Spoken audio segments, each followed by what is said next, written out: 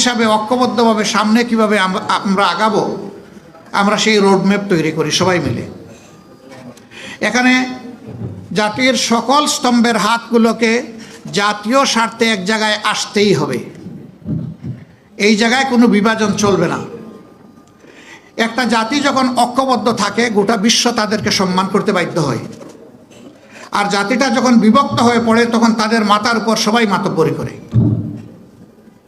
এবং এতে ওই জাতির শুধু ক্ষতির পরিমাণ বাড়ে, এ জাতি লাভবান হয় না। আজকে বড় প্রয়োজন আমাদের ঐক্যের। আমরা অতীতে যদি বিভক্ত হয়েই থাকি দল ধর্মের ভিত্তিতে, ট্রাইবস এবং বিভিন্ন কাস্টের ভিত্তিতে, আমি বলবো যে এগুলো আমরা ভুলে যাই। আমরা বলতে চাচ্ছি, আমাদের এই প্রিয় দেশে যারাই জন্মগ্রহণ করবে, তিনি যে ধর্মেরই হন, যে দলই সমর্থন করুন কিংবা নির্দলীয় হন, তিনি এর দেশের একজন